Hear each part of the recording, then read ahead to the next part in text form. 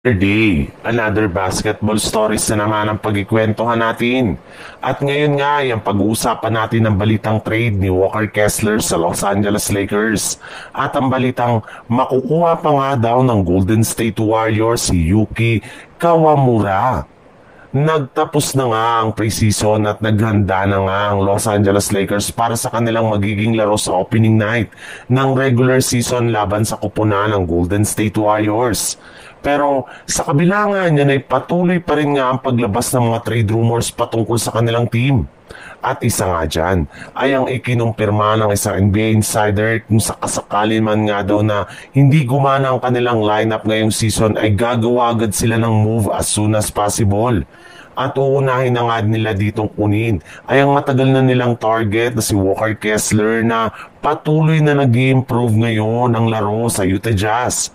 Bukod nga sa pagkakaroon niya ng galaw sa footwork sa ilalim ng basket ay nagkaroon na rin naman nga ito ng shooting sa mid-range at sa 3-point line.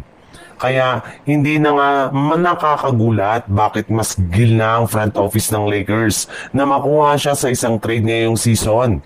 Pero syempre, maaari pa rin nga nila itong gawin bago ang trade deadline sa Pebrero since mas nakafocus nga ang kanilang buong kupunan sa kanilang mga unang laro sa regular season.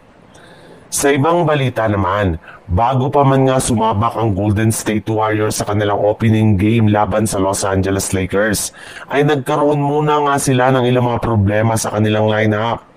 At isa nga dyan ay ang pagtatamo ng calf injury ng isa sa kanilang mga key players na si Moses Moody na inaasang hindi makakapaglaro sa kanilang mga unang game sa regular season.